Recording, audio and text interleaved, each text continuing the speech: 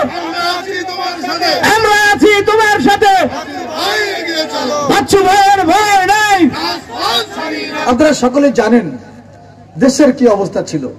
আমি মহান আল্লাহর দরবারে শুকরিয়া আদায় করছি যে আল্লাহ আমাকে সৃষ্টি করেছে, আপনাদেরকে সৃষ্টি করেছেন, আসমানের সৃষ্টি করেছেন, জমিনের সৃষ্টি করেছেন, যিনি আজকে 17 বছর পর এই মিল্ক ভিটার সমবায় সমিতির কর্তৃক আয়োজিত অনুষ্ঠানের বক্তব্য দেওয়ার সুযোগ করে দিয়েছেন।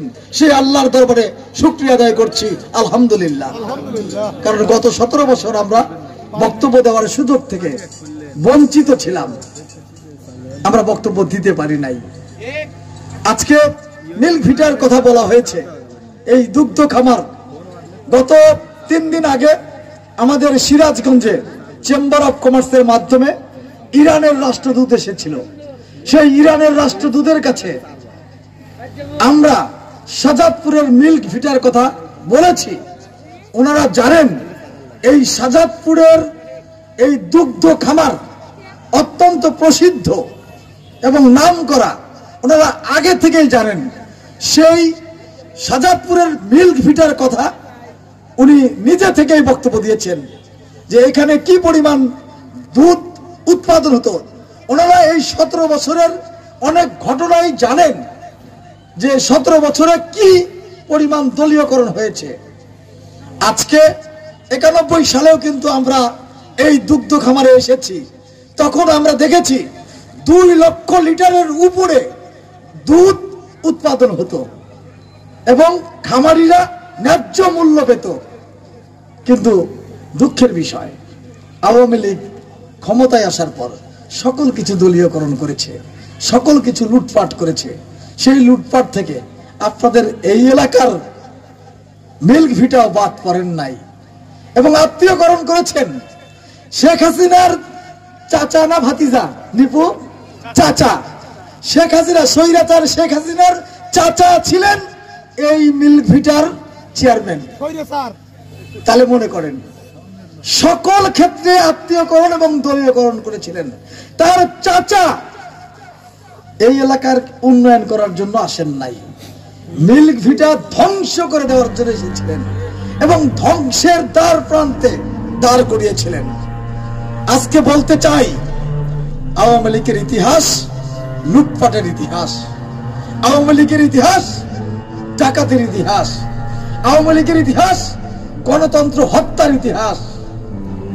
আপনাদের নিশ্চয়ই মনে আছে যে আওয়ামী লীগের যিনি নেতা ছিলেন মুজিব, উনি দুঃখ করে বলেছিলেন আমার চারদিকে চোর, সকলেই পেয়েছে সোনার খনি, আমি পেয়েছি চোরের খনি। নিজেই স্বীকার করেছেন।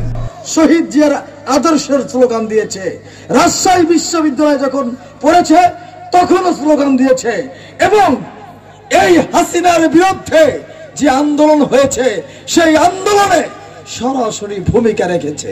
প্রতিদিন রাতে মনিরের সঙ্গে আমার কথা হতো এবং গত 7 জানুয়ারির যে নির্বাচন হয়েছিল সেই নির্বাচনের আগে প্রতিদিন মনিরের সঙ্গে আমার কথা হতো এবং দেশনেত্রী বেগম খালেদা জিয়ার চিকিৎসার ব্যাপারে যে ডাক্তার নিয়োগ করা হয়েছিল সেই ডাক্তারদের সঙ্গে মনিরের, মোস্তাফিজুর রহমান মনিরের লিয়াজও ছিল।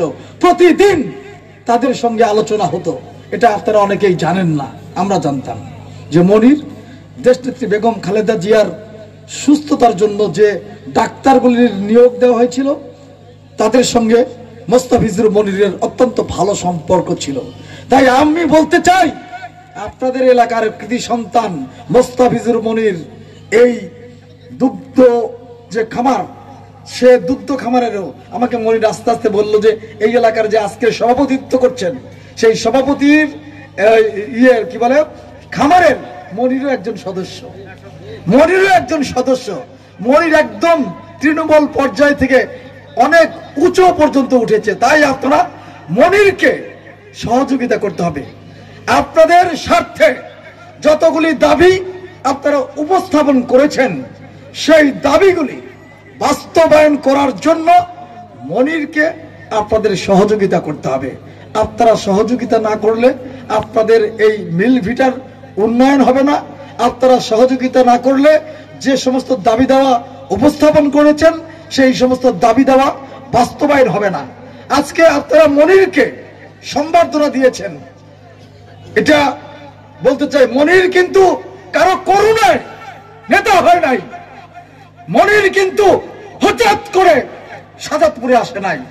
আমি চেয়েছিলাম এই এলাকার আরো মানুষ, অন্তত পক্ষে যারা রাজনৈতিক সঙ্গে সম্পৃক্ত, যারা বিএনপিকে ভালোবাসেন, মনিরের এই সম্বর্ধনায় হাজার হাজার মানুষের আজকে আসা উচিত ছিল। মনির সম্মান পেলে এই এলাকার মানুষ সম্মান পাবে। মনির অসম্মানিত হলে এই এলাকার মানুষ অসম্মানিত হবে। মনির কিন্তু একদিনে রাজনীতিতে আসে নাই, একদিনে না। আজকে আমার পাশেই মান্নান আমার সঙ্গে জেলে ছিল। আমি মান্নানকে স্পষ্ট ভাষায় বলতে চাই, মনির কিন্তু একদিনে তৈরি হয় নাই। মনিরের ছাত্র জীবনের ইতিহাস আমরা জানি। অতএব আমি মনে করেছিলাম, রায়হান আমাকে বলেছে অনেক নেতৃবৃন্দ আসতে পারে নাই ব্যস্ততার কারণে। আমি সিরাজগঞ্জ জেলার সেক্রেটারি, আমি এই ভাষায় কথা বলতে চাই না। তবে আমরাও আকাশ ফুরে আসি নাই, মাটি ফেরে আসি নাই। এই বিএনপির তিলে তিলে গড়ে উঠেছি। সেই জন্য আজকে বলতে চাই, মনিরকে স্বয়ং আল্লাহ সম্মান দিয়েছেন এবং অন্তর্বর্তীকালীন সরকারের ওনাকে যাচাই বাছাই করে তার প্রান্তিক অবস্থা দেখে তাকে আজকে সম্মানিত করেছে। অতএব সহযোগিতার দরকার আপনাদের।